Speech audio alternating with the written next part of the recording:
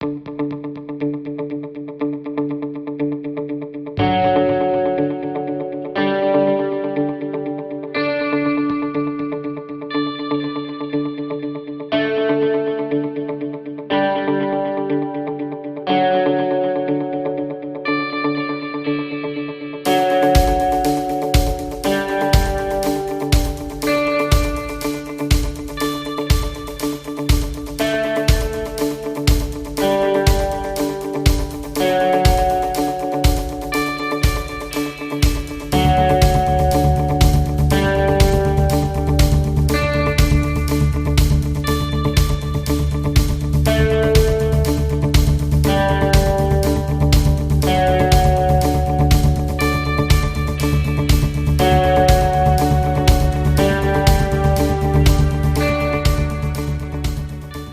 Tabbers, my name is Mark. Welcome to my home.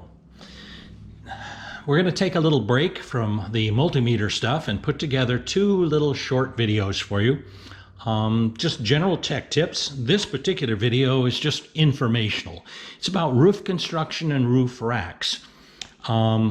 We all know that these tab trailers are really small, and those individuals that like to carry a lot of stuff with them, they may be thinking about having a roof rack. They may be thinking about putting a roof rack on themselves, or they may have a roof rack. It's important, if you read through the Nucamp brochure, that they basically say don't stand on the roof, don't put any weight on the roof, and if you have an existing roof rack, not to put much weight in it. I forget what the actual number is, but it's not much at all. They don't want much weight on there. And today we wanted to show you why that is. I'm out cleaning my garage out, and I ran across this piece of aluminum square tubing. It's rectangular tubing. This tubing comes from the video where I put in a new vent for my air conditioner. If you haven't seen that video, go and see it if you'd like your air conditioner to work better. But back to the subject.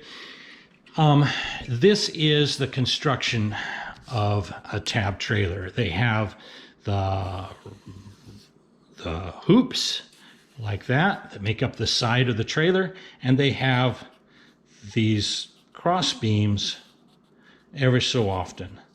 Across the top, they're 14 inches apart. Some places they're closer, some places they're not. But that's the construction. You can see that this would be the side of your trailer and this would be the top of the trailer. That's the construction of it. So let's take a look at this material. The number one thing you want in a small trailer is you want it to be light. So this is light.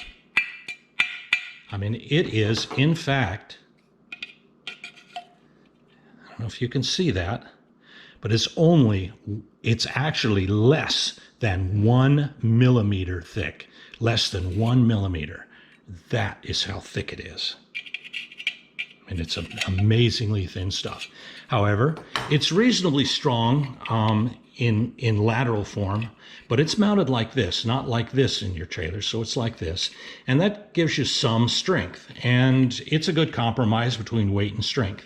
But if you're going to put a roof rack on your trailer, you're going to want to bolt into these. But you can see this is a typical self-tapping bolt, or self-tapping screw. You can see that when we put that in there, there's not much bite there at all. And in fact, if you look at this metal, I can bend that by hand. I mean, and it breaks really easy. If I take it, I can compress it. Watch this. I can actually compress that and bend it just by hand.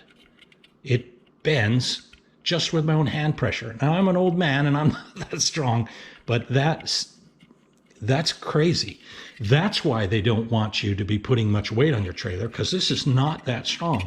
Especially if you saw my last video, they've drilled holes in it lengthwise to get wires from the back of the trailer to the front of the trailer. That's how they get wires back to the lights, back to the speakers, so that even as thin as this is, they have several holes drilled into each one of them. So if you try to put a roof rack on here and you probably try to put screws in there, it's going to pull out, it's going to strip out. You're not going to get much bite to that at all. Anyway, I wanted to show you that. For those of you that are curious about what the construction is like in your trailer and you don't want to cut a hole to find out, that's it, folks. Be careful of the weight that you put on the top of your trailer. Thanks for watching. Bye-bye.